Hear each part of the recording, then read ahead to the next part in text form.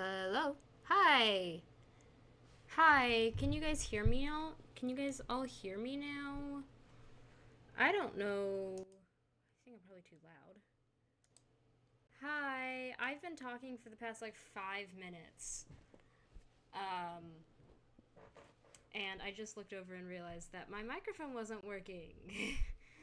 I'm like, why is it not moving? I've been yapping for the last 5 minutes. Okay, hi. Hi everybody. Glad you're here.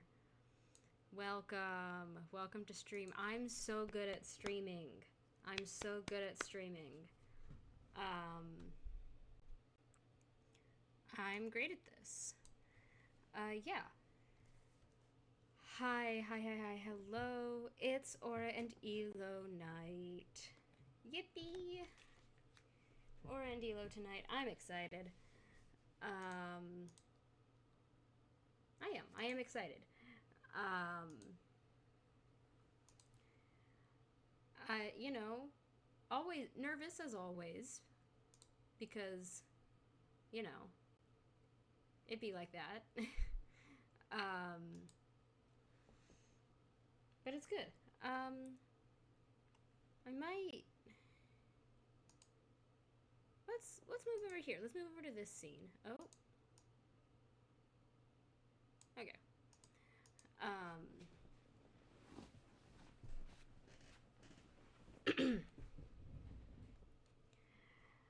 um,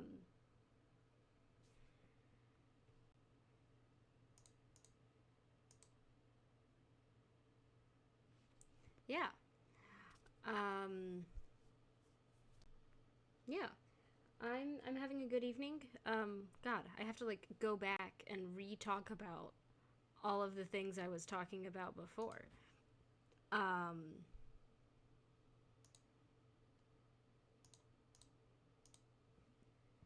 yeah, I've had a really productive evening. I've done a bunch of things.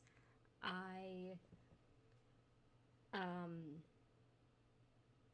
I went to the thrift store. I bought myself a coat. It's a very nice coat. It's like a nice like wool, like kind of like a wintry coat that will keep me nice and warm. Um and it was $15, which is awesome. I love thrift stores. um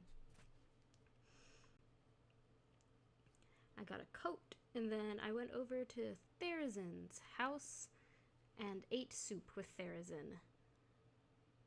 And that was pretty awesome. And I just told Therazin about mid offs, um, which was also very fun. Also very fun. Um,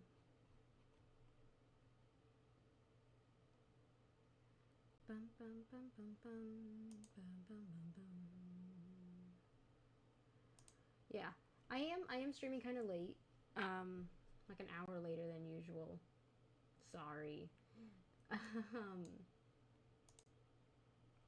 you know, is what it is.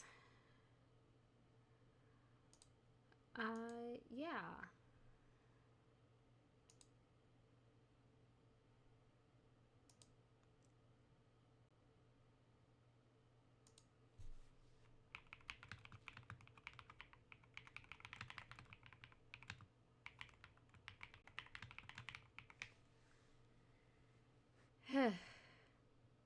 Yeah, but it's been a good evening. Um,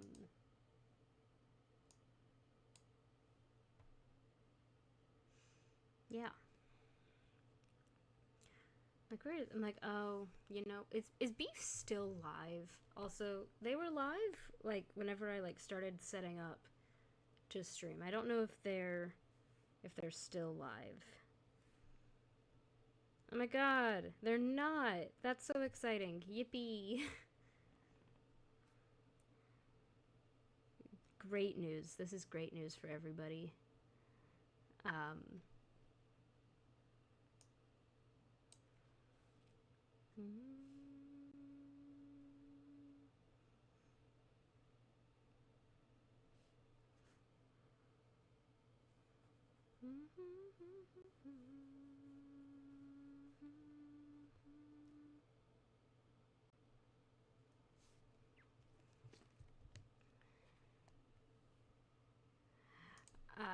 Yeah.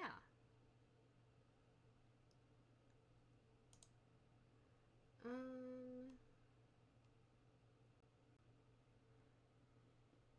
shut, shut up, shut up. You've been here for 30 seconds.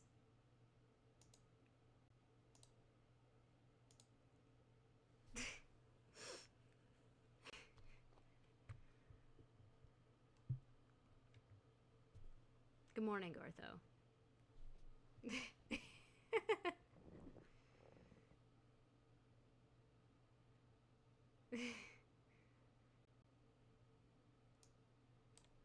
I don't know.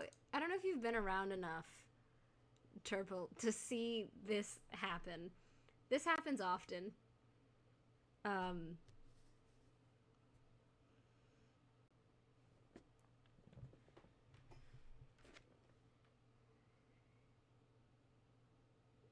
yeah, yeah. Ever since we added exclamation point vanish, Ortho just does it himself, and I don't have to. Um, but yeah, no, this is very typical. It's not really an ant stream, unless Ortho gets vanish at least once. Um, Hi, Crow. Caw. You had another job interview today, yeah?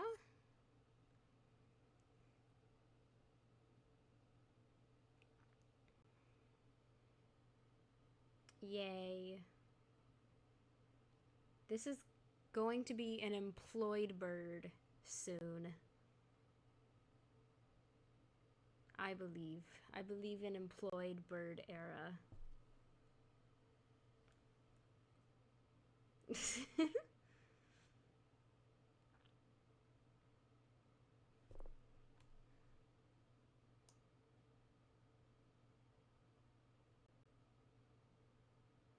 See, I think the vanish is useful. Um, the ability to vanish and have it actually vanish, I find helpful. I find helpful. Um,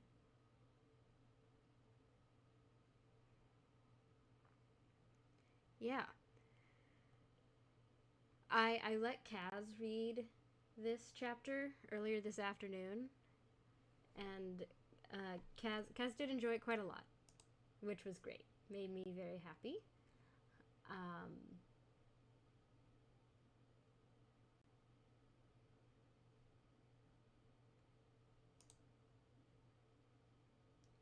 um, yeah, I love just seeing people freak out. And then also I showed Kaz the rough draft of the climax of the story, which I do have written. It does exist. Um, it does exist. And it's nice to be able to read something that I wrote and like something I wrote a couple months ago and be like, no, this shit's good. I'm enjoying this again. Like, I don't honestly, that's the thing I have to remember, right? Like, at the end of the day, like, yes, I am writing for the attention and approval of others and to bring joy and something interesting to the community around me. And also, like, I'm writing this for myself, you know? Like, like even if nobody else likes it, I like this. I enjoy reading Orandilo. Um, and it's awesome. Because other people also like reading Orandilo. Um, other people also like reading it. Um, but at the end of the day, it is, you know, a brain worm that infected me, and my purpose is to give it life now. So I, like, you know, it's a parasite. I'm the host, and I'm just making sure that it gets to exist the way that it deserves to. So, also, it's hidden. Oh, there you go. Now you can see it. Look at that. 4,393 words. Look at it. Isn't it beautiful? I think that's longer than... I'm pretty sure that's longer than the previous chapter, right?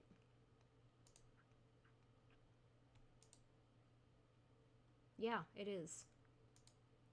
God damn.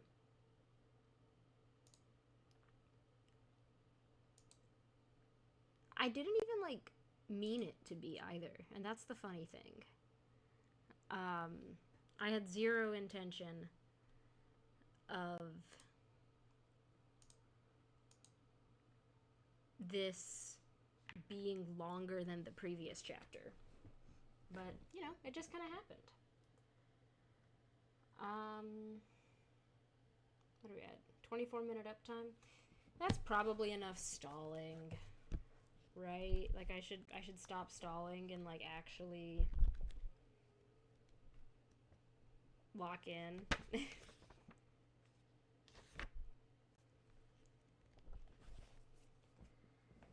Except not exclamation point lock in.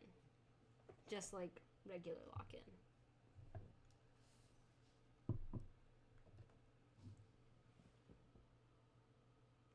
Oh, Fork isn't here. That's sad.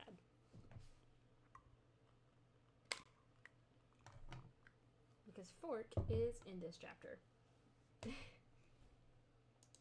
Okay. Well, I guess I just start reading. Alright.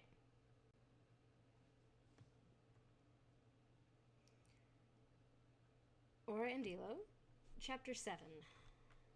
The 100,000 Woods, in which Curryway gives player Fulham a tour of the forest.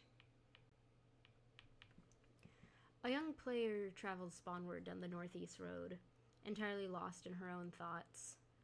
Her hair and coat, both a deep shade of blue, flutters as she moves her body as if through a bastion.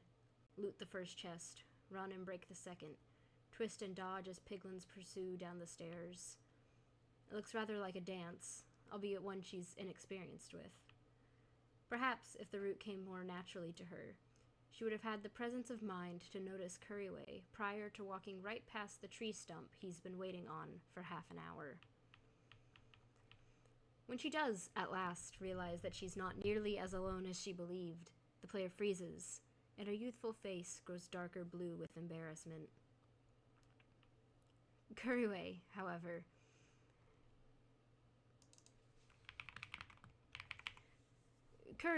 for his part, could not have looked less bothered. If anything, he seems grateful to have someone to speak to, even if only in passing. With a friendly smile, he raises his hand to wave and greets, "Good evening to you, player."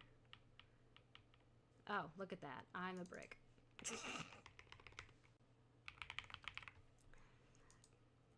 For her part, the young woman looks only slightly set at ease by his cordiality.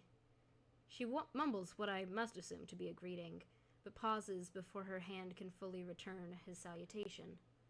Her fingers curl back into a fist as her sky-colored gaze flicks down to the barren breast of his coat. Every shred of ease she may have possessed vanishes in a tick, and its place on her expression is swiftly replaced with fear. The late afternoon sun causes her badge appear to glow hot and golden.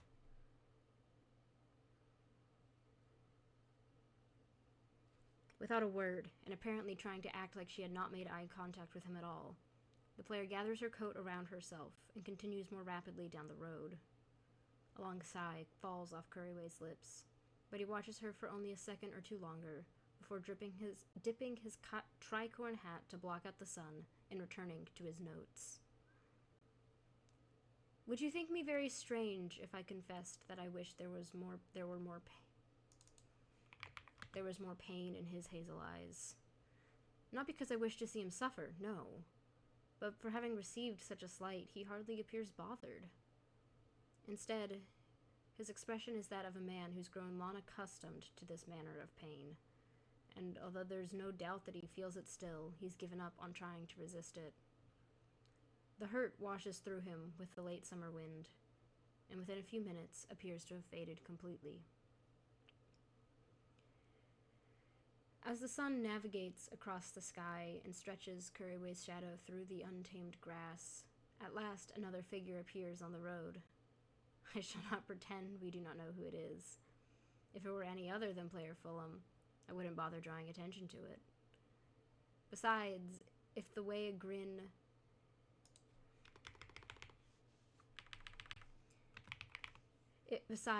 grin that emerges on Kuriwe's face does not immediately give away the identity of the traveler, I imagine the pale pink tailcoat and matching hat would do the job just as well. "Good evening, friend," Kuriwe calls. His voice echoes through the meadow, and when it reaches its addressee, Player's Fulham demeanor undergoes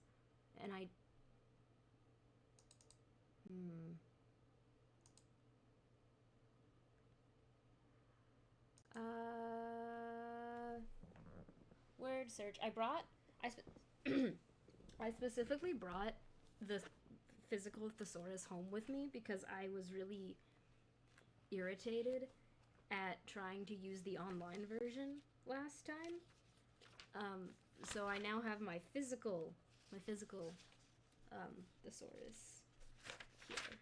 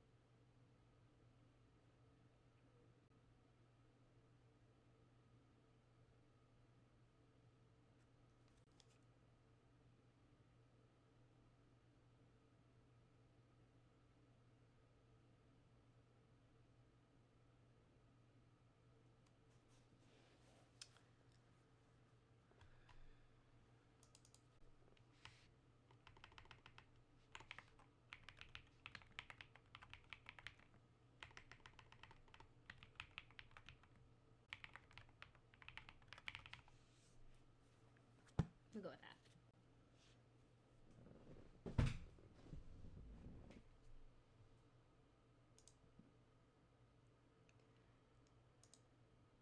Player Fulham's demeanor undergoes an equally joyful transformation.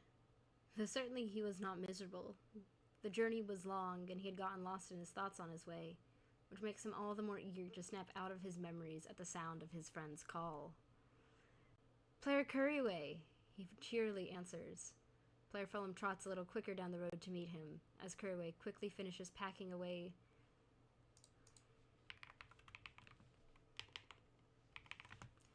his book and pencil. The men's hands meet in a tight handshake. "It's a delight to see you again." "I should say the same." Kuriwe falls into step beside his friend, though the difference in their heights means he must walk a little faster to keep up. The conversation immediately turns to inquiry about Player Fulham's journey. "It's been a great while since I've traveled this far beyond Ranked. It's more arduous than my memory suggested." Player Fulham's snicker seems to be echoed by the rustling of wind through the grass. As they go a little further down the road, and the peak of the mountain comes into view behind the great wall dividing any percent from between rings, The man's voice is a little awkward as he adds, I do feel rather guilty now for allowing you to make such a journey at the hour you did. Do not trouble yourself with it, friend, Kuriwe assures. Though he doesn't make the journey frequently, he is well enough acquainted with it that I assure you he had no trouble or difficulty at all, regardless of the hour. Knowing him, he took some secret route home that no one in Ranked is even aware of. These speedrunners do love their shortcuts. Kuriwe goes on to say that if Player Fulham does not feel comfortable traveling through the dark, and if their conversation should stretch late a second time, that it would be no great burden to have a guest pass the night in his home. Given the weariness in his shoulders from the traveling he's done already, Player Fulham doesn't dismiss the offer. He does, however, suggest that his opinion may change once he's had a meal, a chance to rest his feet, and a drink or 3. 10 minutes pass in comfortable conversation about whatever comes to their minds, and when they diverge from the main road, they're still the only players they've seen. The any % wall eventually disappears behind a low hill. Wildflowers poke out from the grass, a stage for the buzzing of the last few bees out to do their evening work. The flowers, with their pinks and purples and whites and yellows, grow denser along the sides of the dirt road, sometimes even flitting into the path itself. The duo crests another hill, and there at last, Player Fulham receives his first look at the 100,000 wood. Though not as imposing... Hello. Let's not do that. Though not as imposing as the mountain in the center of the province, nor as staggering as the great taigas that populate all advancements, the forest is breathtakingly vast and covers the entire horizon. Acres and acres and acres of land filled by dense trees. They take the shape of paper birch, grand oak, and yes, even that evergreen spruce, whose aroma was embedded in Kuriwe's note and letter. The landscape rolls with hills along the horizon, and the forest blankets every valley and peak. The road disappears into the trees, and Kuriwe seems to only become more comfortable as the woods surround them. He explains to his companion that these are not quite the oldest trees in the forest, but they've been around a while still. This comes with a caution that the path between the seed trees are long and overgrown, and that wandering off the path, narrow though it is a sure way to end up lost in the woods for several hours. Player Fulham's eyes are wide behind his glasses. Surely you can feel wide. Why? The air here is dense, the way it always must be when a seed tree, with its entire micro-world packed into its trunk and leaves, is nearby. But this is not 1 or 2 notable seed trees given a place of honor in someone's garden.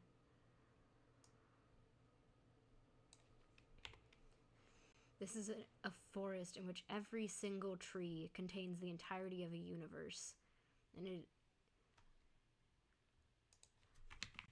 is impossible to walk beneath the canopy without feeling the scale of it on your shoulders. I imagine this is what it feels like to be deep in the ocean, with the possibility of movement in every direction, and the sweet promise that no matter if I go up or down or to one side or the other, that I'll find infinity laid out before me.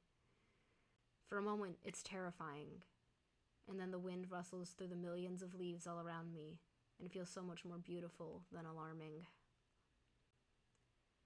Perhaps the scale of this place manifests differently for you. I could not know. But if you peer into the hazel eyes of the man who tends these woods, you'll find much comfort and ease. This is his home, after all. And he is as much a part of the forest as any one of the trees. Thank you. Only after a few more moments of awestruck travel does a ribbon hanging from one of the low branches off the side of the road draw Player Fulham's attention. It's not the only.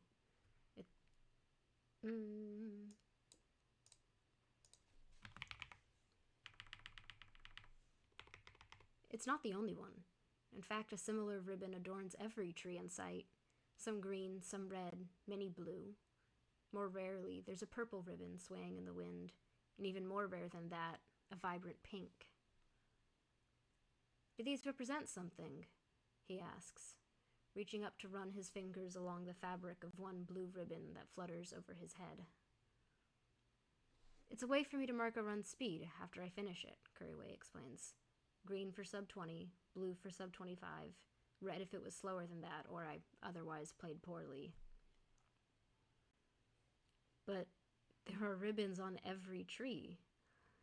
Player Fulham's eyes sweep across the seemingly endless forest. How is that possible? There must be thousands of them. Curryway's grin gets wider as he is either not bothering to or not succeeding at hiding his pride. 7,013 as of this afternoon. You must understand that while it's true that seed trees grow much faster than any lumber tree, nearly instantly, in fact, a forest this size could not have grown overnight. Awestruck, Player Fulham guesses that these trees must represent seasons and seasons worth of commitment. Garway confirms. When he planted the first seed in the soil, they did not even have the idea of marking time in ranked seasons.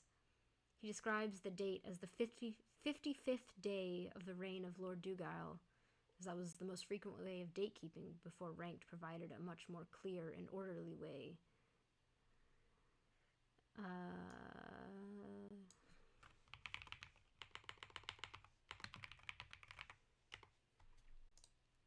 You're absolutely fucking insane, Player Fulham says. When does it end? Curway snickers and puts his hands in the worn pockets of his coat. It's in the name, Fulham. 100,000.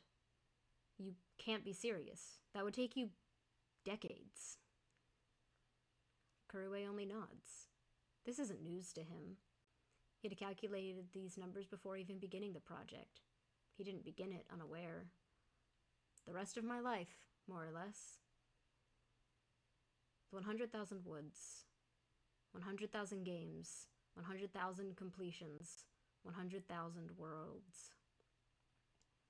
It is, frankly, an incomprehensible level of insanity.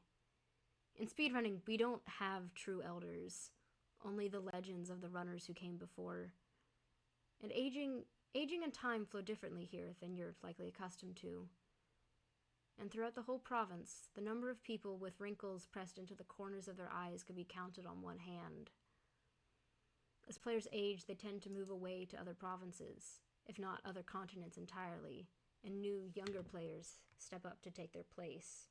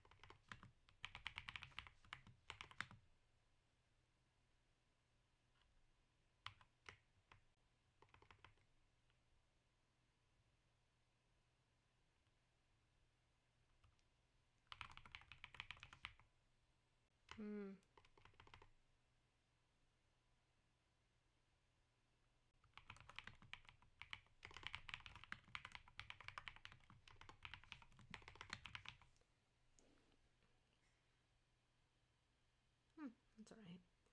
For someone to plan intentionally to spend the rest of their life here is most entirely unheard of.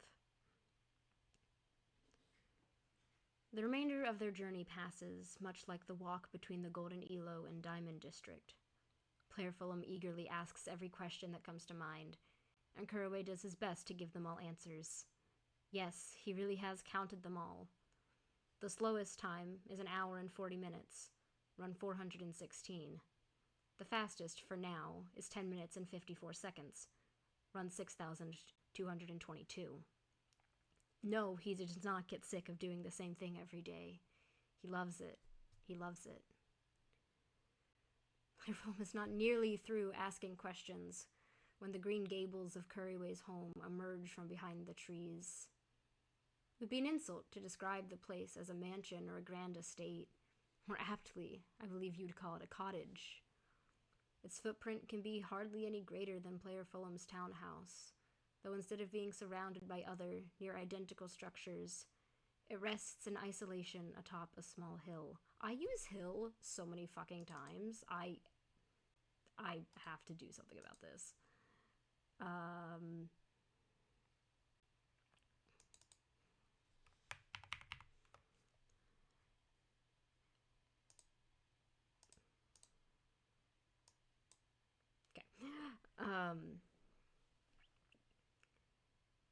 No other structures keep the home company, save for the surrounding forest and a simple, thriving garden fenced in against the western wall. Wooden pillars support off-white plaster walls, and rich spruce wood verges the evergreen clay shingles. A small tower rises from the far side, only about a story or two tall, and a curved chimney sits dormant.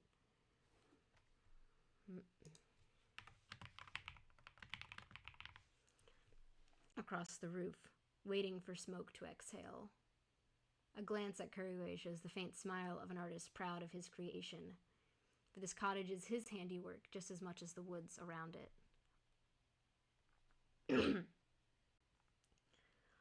A rustling in the underbrush pulls the attention away from Kuraway's home. Player Fulham warily steps back like he's anticipating a silverfish or endermite. Kuraway, however, just smiles and kneels in the road as a dozen rabbits rush towards him.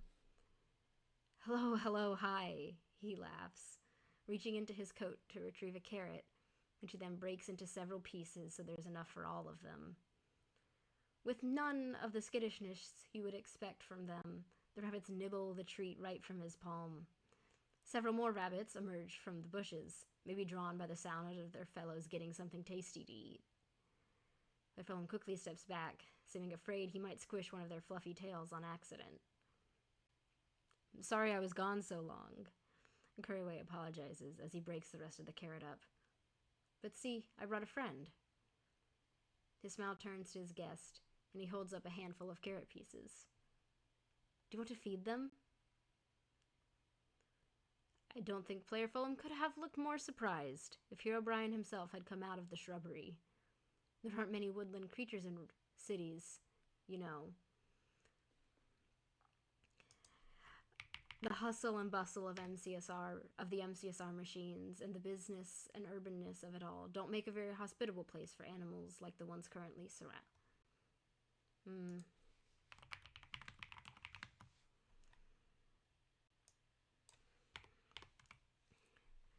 Don't make a very hospitable place for small, timid animals.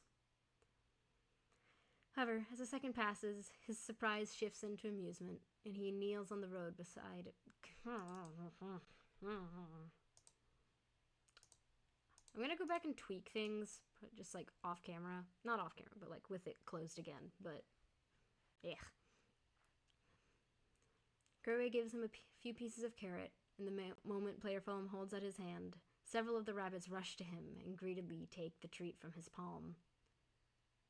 Good morning, he playfully greets the creatures. You'll note that the sun is much closer to setting than to rising. But then I suppose rabbits don't have a concept of morning the same way we do, so it probably doesn't make any difference to them. One rabbit, black with a white splotch on its nose that almost looks like a Christmas tree, climbs into Fulham's lap and begins snuffling through his coat in an attempt to find more snacks. Oh! Donna, stop that! Kuraway scolds, quickly grabbing the bunny back and cradling it in his arms. With his other hand, he retrieves a second carrot from his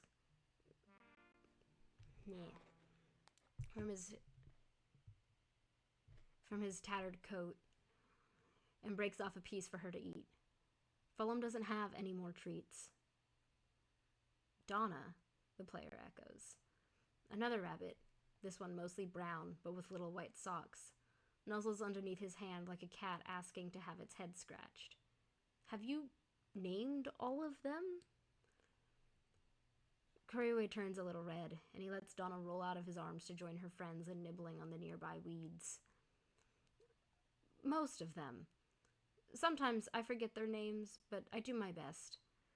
It's hard when there's a few hundred of them. A few hundred?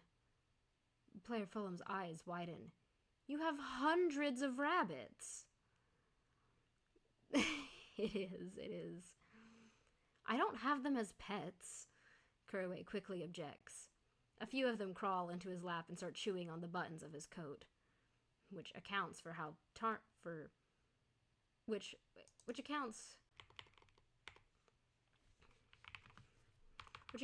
tarnished said buttons are. They live in the woods, and I do my best to look after them and make sure they're doing all right. The more friendly ones I come to know rather well. That is very interesting. Player Fulham finally obliges the rabbit at his fingertips and begins to scratch behind its ears. We don't have many rabbits in the city. Some rats and birds, but no wild animals. Curve repeats the same sentiment I expressed to you a moment ago, that ranked is hardly a friendly environment for rabbits. But he does so with a certain sorrow in his eyes. Perhaps because he's too distracted giving the rabbit attention to notice the subtle shift. Player Fulham makes no comment on it. Thus, after distributing the rest of the carrot to his little friends, Kuriwe pushes himself off the ground and dusts off his breeches. That's enough treats. Go scavenge like you're supposed to. You'll get breakfast in the morning. At his command, a majority of the rabbits scurry back into the bushes, though a disobedient few remain at his heels as he offers a hand to help Player Fulham up from the dirt. The rabbits follow him all the way to the front door, and before Kuriwe gently shoos them away, the rabbits follow him all the way to the front door, before Kuriwe gently shoos them away and they disappear into the grasses. However, if you manage to glance out the window on occasion, you'll certainly catch a glimpse of one or two. The interior of Kuriwe's cottage is just as charming and pleasant as the speedrunner who built it. The westward sun streams in from a tall window, falling onto the lush green rug that's cushioned Kuriwe's feet after many a tiring day of runs.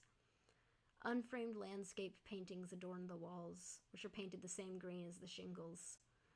A staircase spirals first to the loft that holds his bed, and then further up to the top of the tower. Player Fulham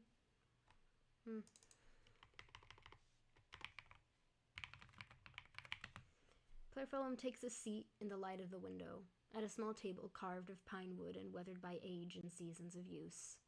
A bottle of wine that Kuriwe had all but forgotten about is retrieved from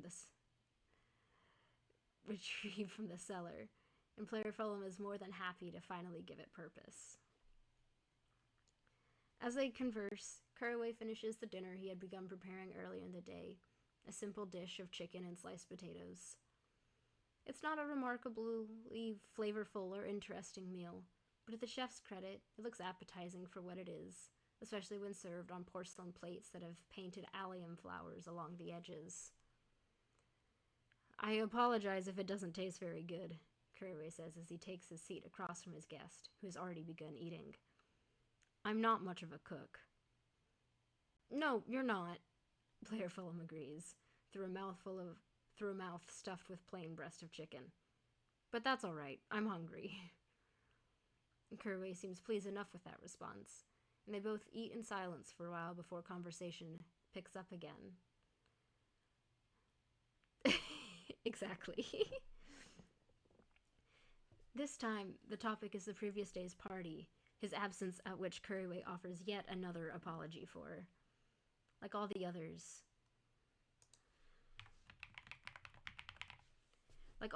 he has given, it is dismissed without hesitation. It was the most frightful thing, Fulham is saying, when he's nearly finished his glass of wine. Last night, I decided to try doing Axis like you showed me.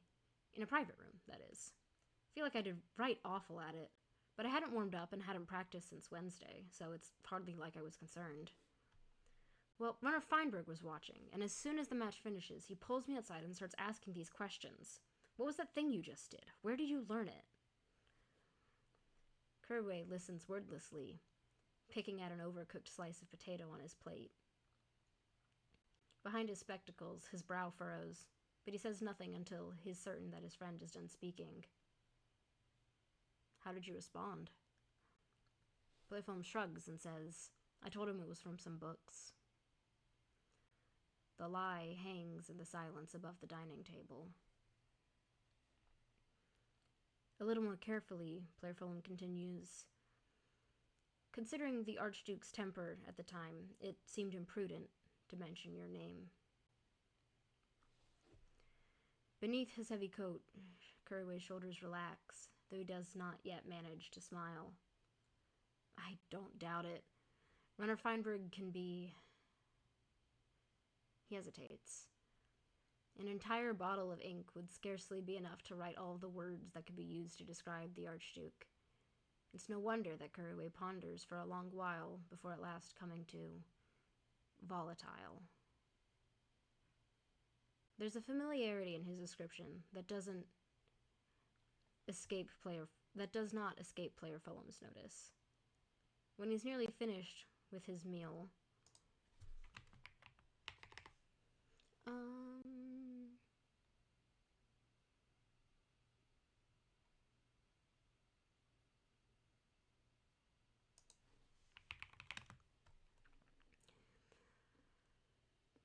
there's a familiarity to his description that doesn't escape player Fulham's notice.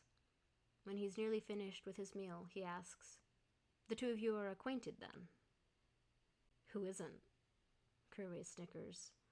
Runner Feinberg is only the most famous speedrunner that the province has ever seen. The most famous one worth remembering, at least. But then he shakes his head and clarifies, We haven't spoken in many seasons. Calling us acquaintances already stretches the truth beyond comfort. The conversation is not further pursued after this. Undoubtedly, they both have much more that they could explain.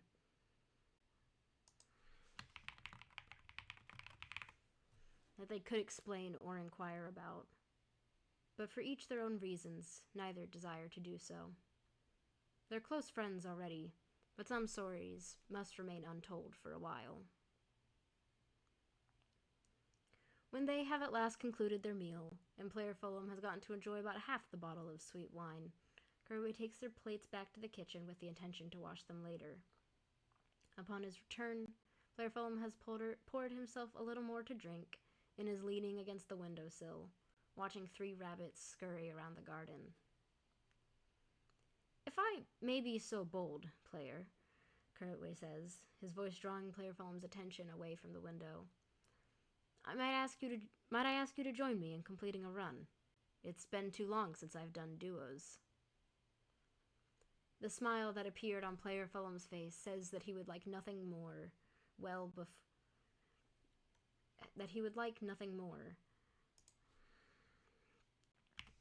before the words even leave his lips. Kerway opens a closet near the door that holds all of his speedrunning supplies. His compass, his sextant, as well as a spare compass that he dug out from a chest. This last item he hands to Fulham.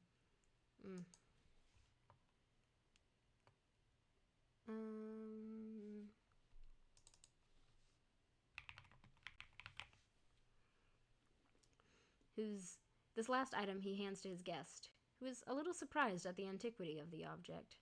With a promise to show him how to use it once they get into a world, the pair head out into the... we already know it's summer.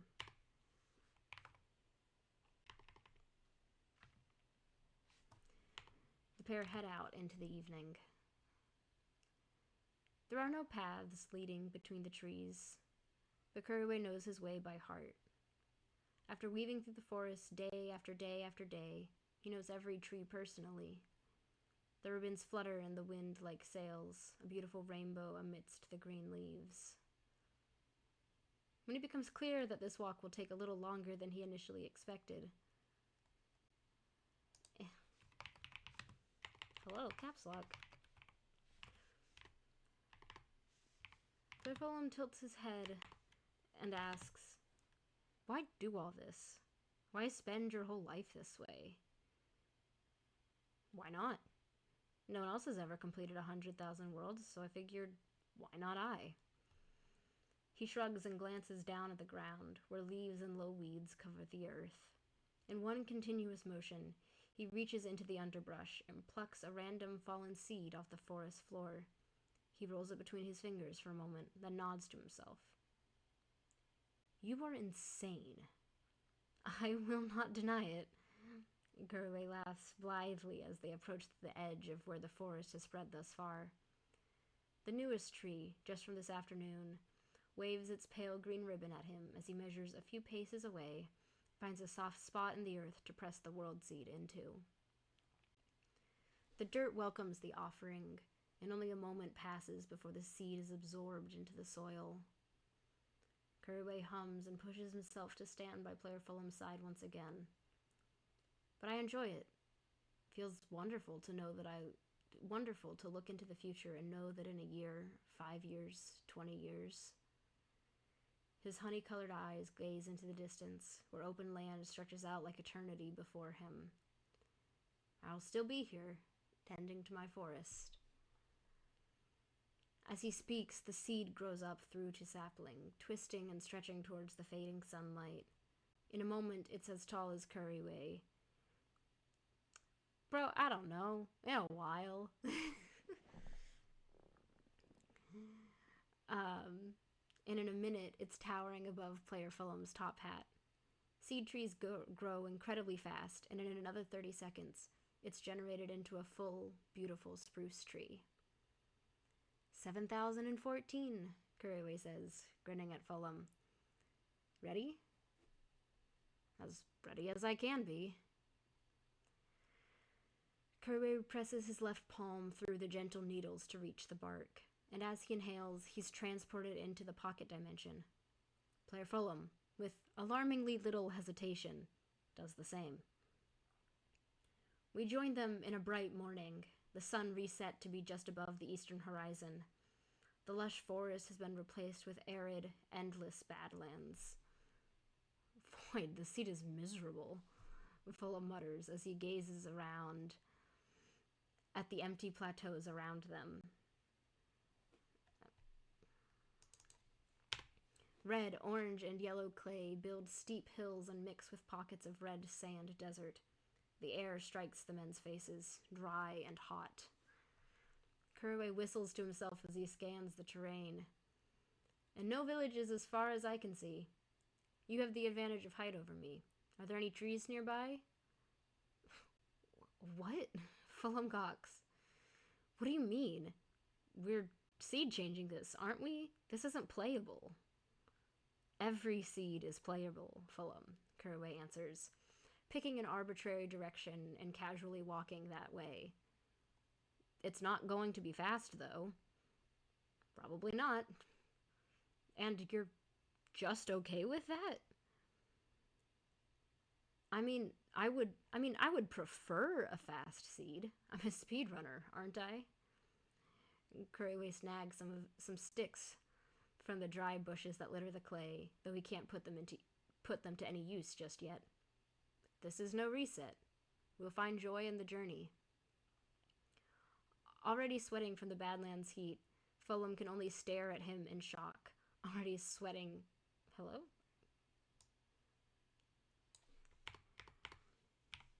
After a few seconds, Curryway notices that he's walking alone and turns back to face his stunned friend. With a laugh, he gestures for Fulham to keep up. "Come on, I think I see a mine shaft."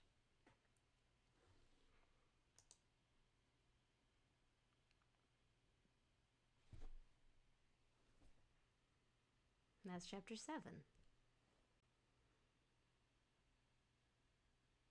Forks! Forks, forks, forks.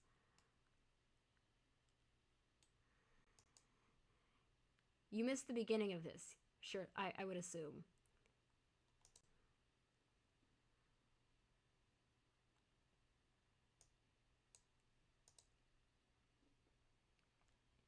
I can read it out loud again.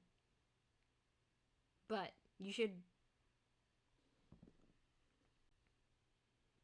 read this part.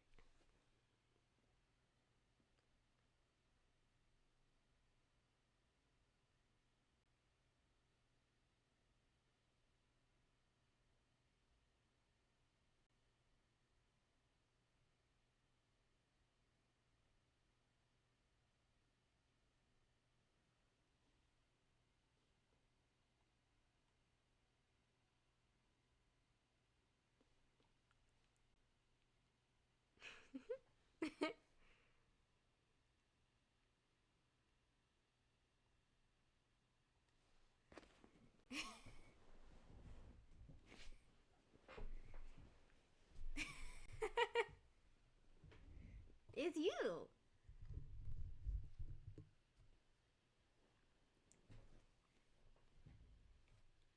It's you.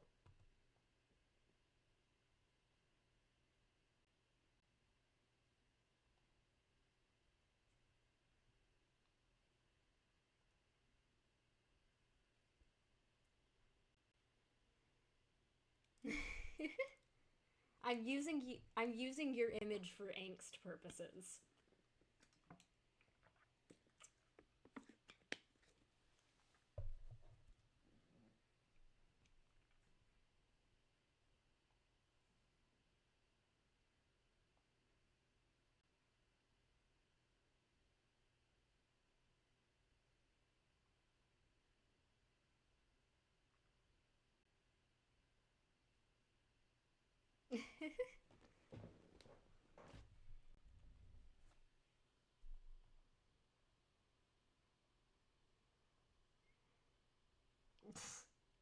Fossabot said, "Okay, but drink water."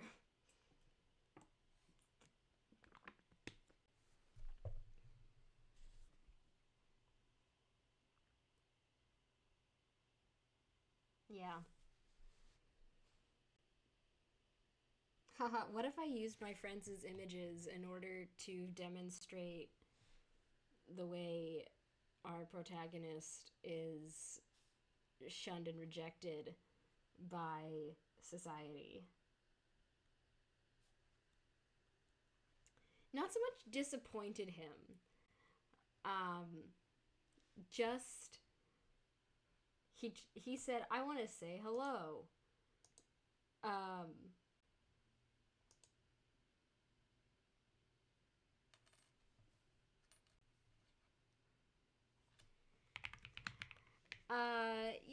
yeah, you're being a little mean to Curryway. um,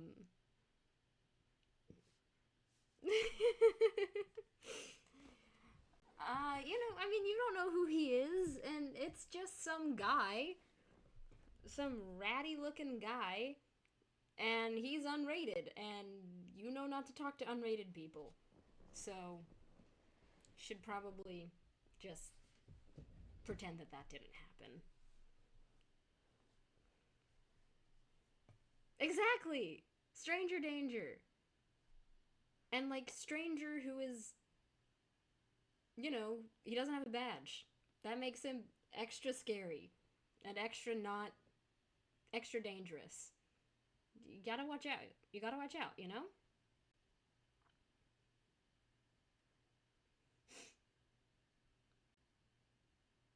And for the purposes of this story, you're gold one.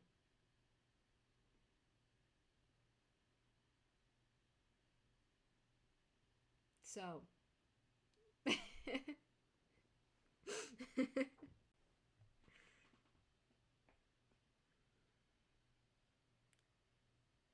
You're just a little gold player trying your best. Yeah.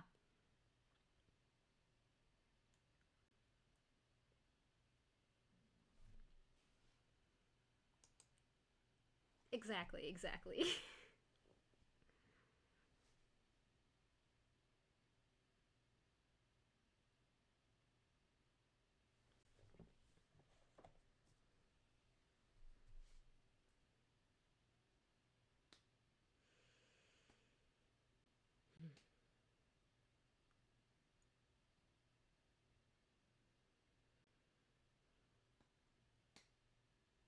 you're not there to like question everything about the like systemic problems that underscore your entire society. Like you're there for your elo, you know? Void forbid a girl try to get some elo, you know?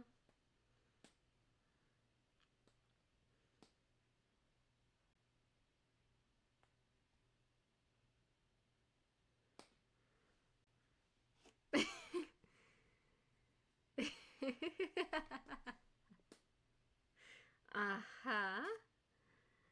I'll put you in charge of the gerrymandering. Um,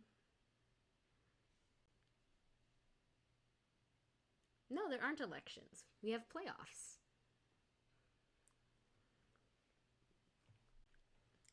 Strictly a meritocracy, allegedly.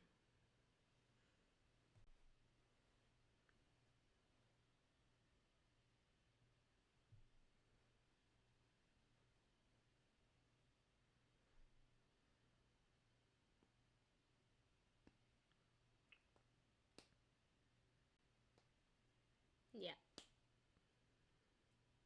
No elections, just playoffs. Which you would think, damn, that's not a great system for deciding who your political leader is. To which they all have to say it's better than what we had before. So,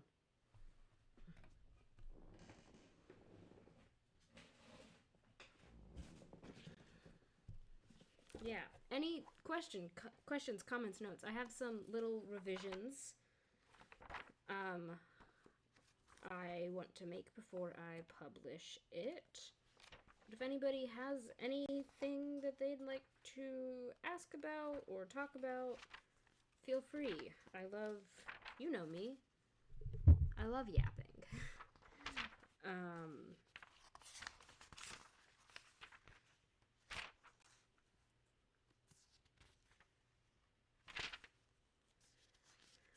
um, I am going to turn this off for now so that I can edit without being watched. um,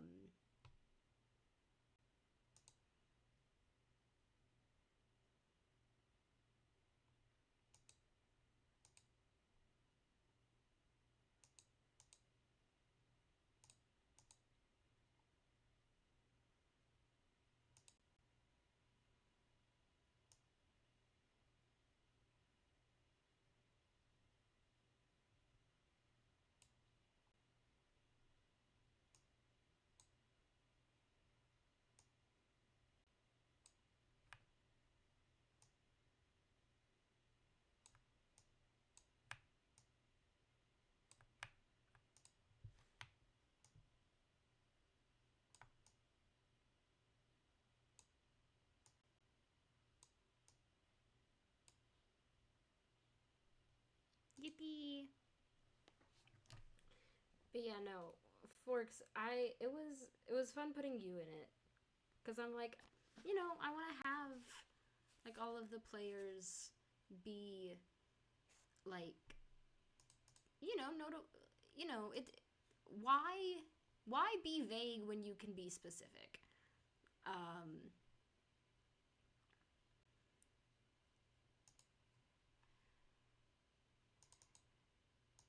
and if I can, I'm like, okay, let me describe a very specific player, and I was just like, to be, I will be honest. Part of a significant reason for why I chose your Sona was because she's pretty. Um, and I thought it would be fun to describe her.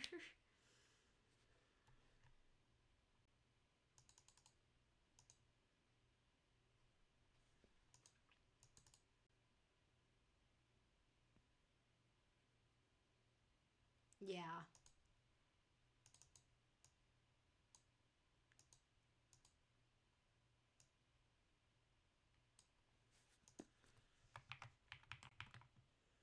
Mm,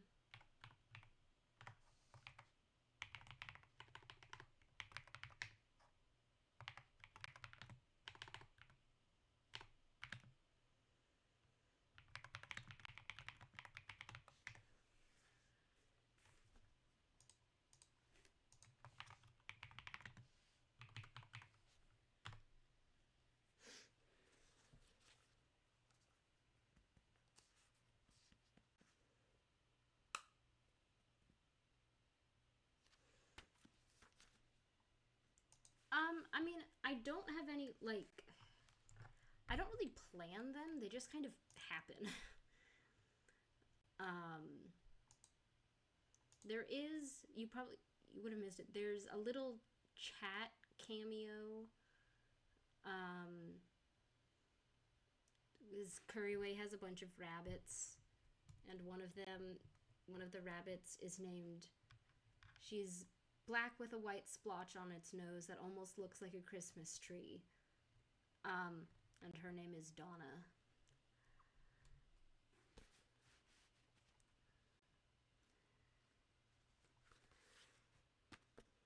But I don't really have any, like, planned cameos, you know? It's kind of just like, oh, I need a character here. Here we go. We'll put in a character.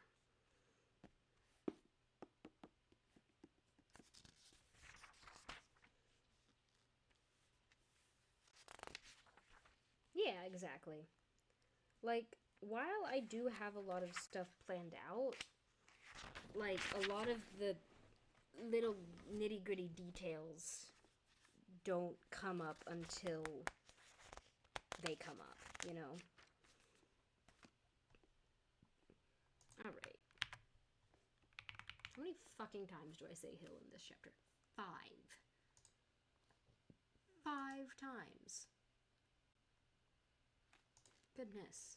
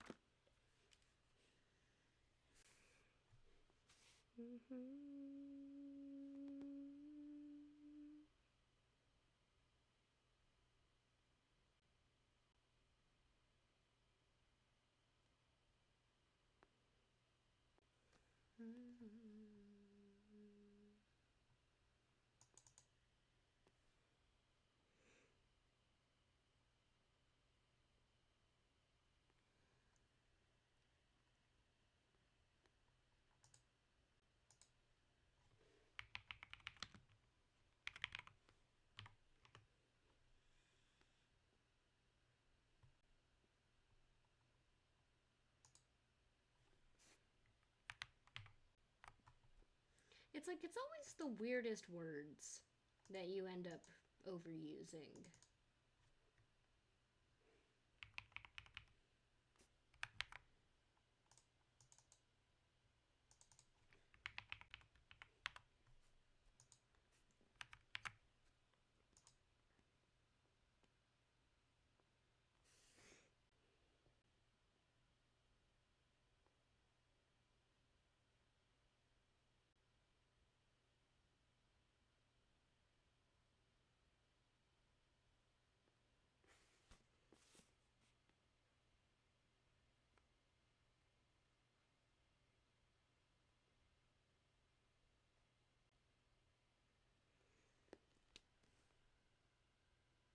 Yeah.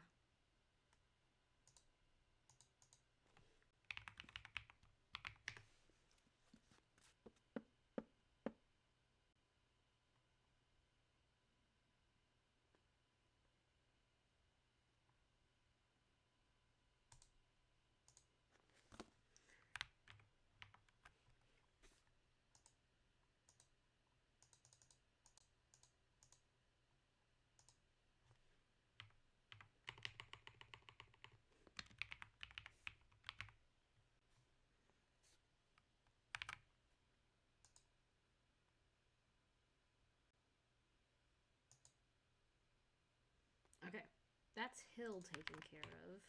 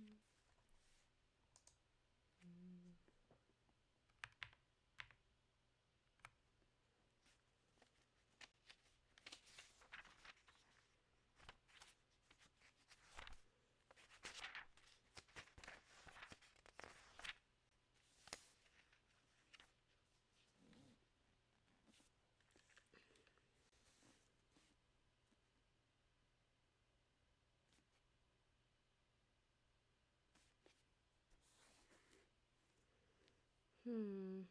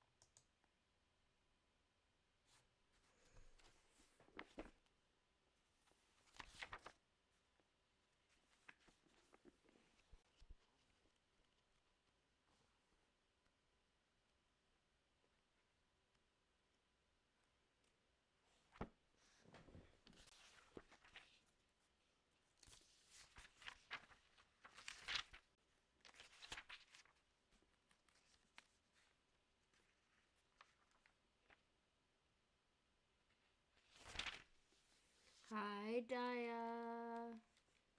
Hello. Hello.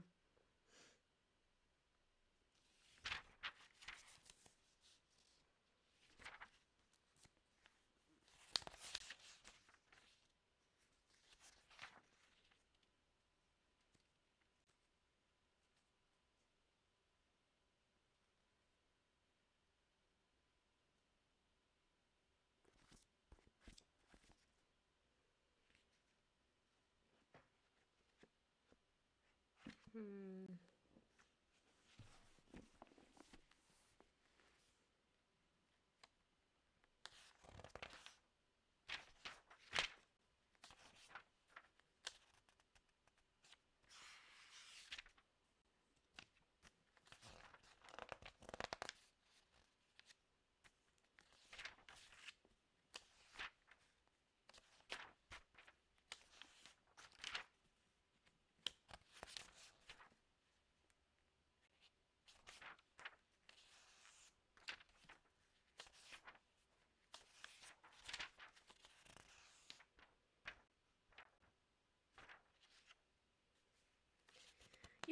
You could consider this like a plot hole, kind of, if you want to. But like, Fulham drinks a shit ton of wine in this chapter, and then has zero effects on him, which I think is funny.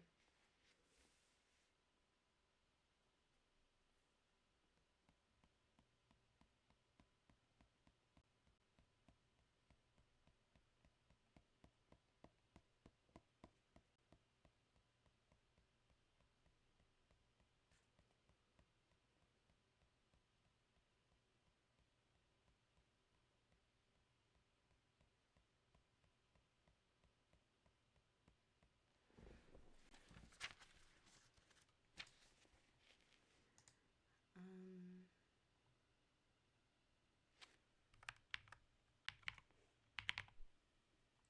Jesus, okay. Um.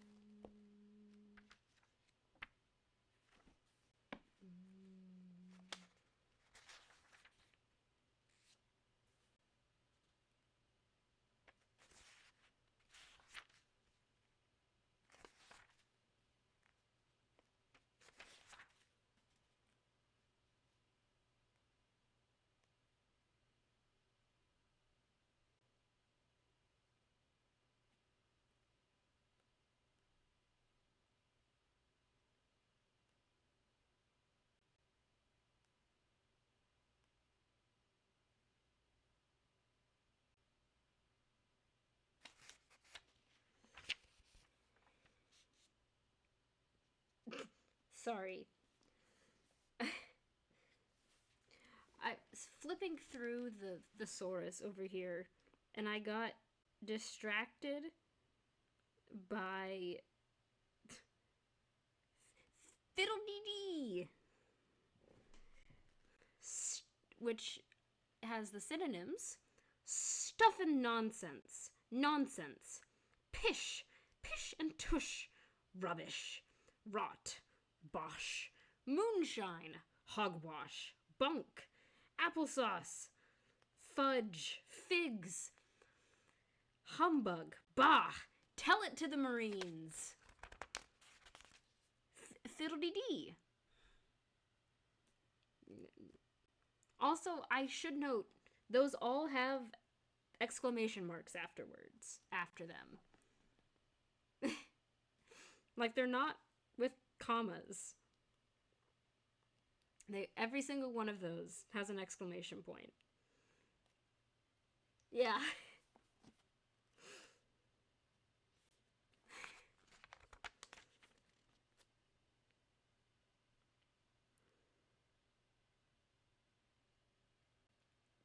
Bah.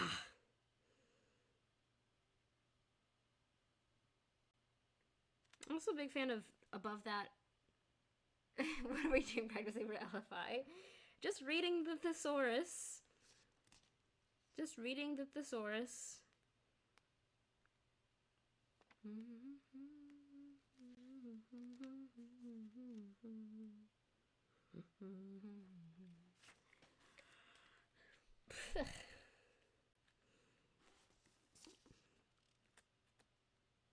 This one just sounds fun to say, which is just for fiddle.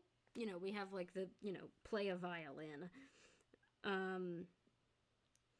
But the third definition, dawdle, idle away time, waste time, poke, droil, lag, lose time, fritter away time, go to sleep over, piddle, potter, putter, fool away time, trifle, dabble, faddle, fibble, dally, dilly-dally.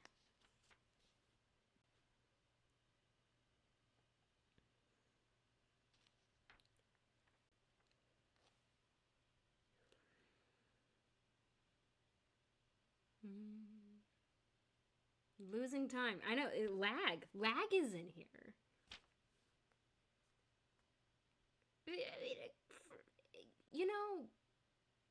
There's no such... Well, not no such thing. True synonyms in English are hard to come by.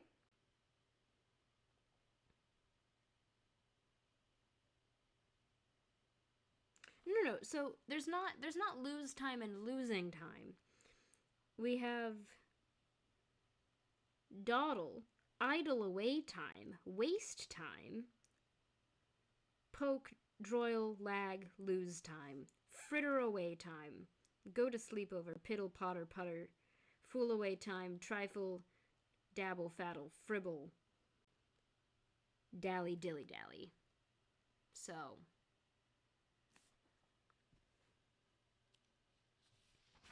I think I was trying to find synonyms for friend. I wish I was, like, smart enough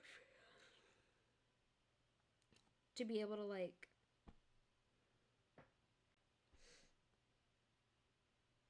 draw on these words more. And, like, if I wanted to, I could go through and, like, micro edit, like, every little word, which is what I did for chapter 6. I just don't care to do that again. But, like, it's fine.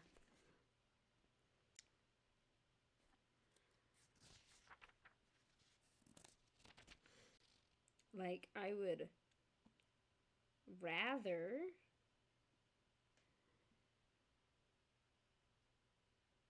like the words all be perfect, like I would like it if all of the words were perfect, but I would rather just have the finished chapter.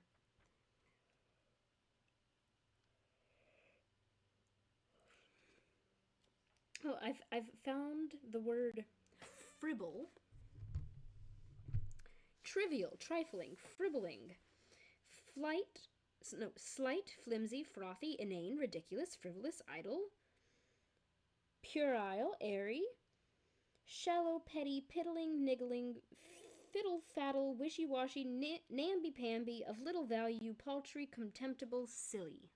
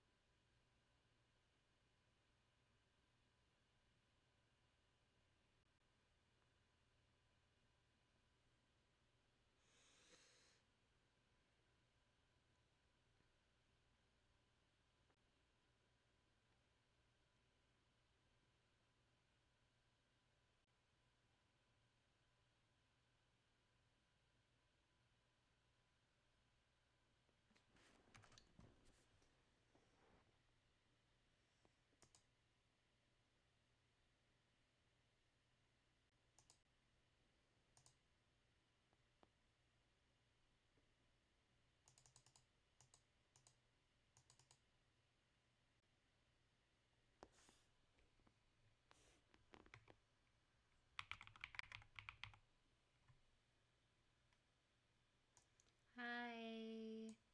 Thank you, Ave.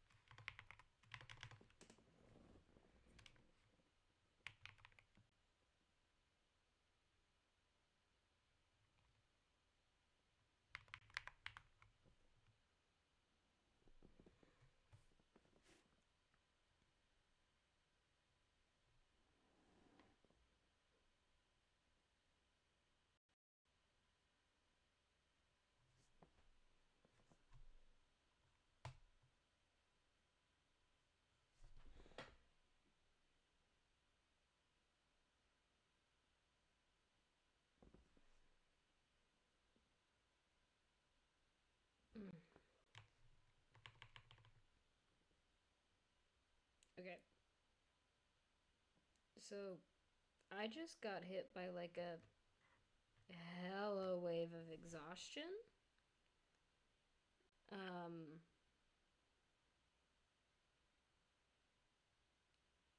might be able to try, should be able to publish this still tonight. Um, but I will probably do that from my phone in bed because I'm out of it. Yeah. If it's not out tonight, it'll be up by like 11 o'clock Eastern at the latest. Um, tomorrow morning.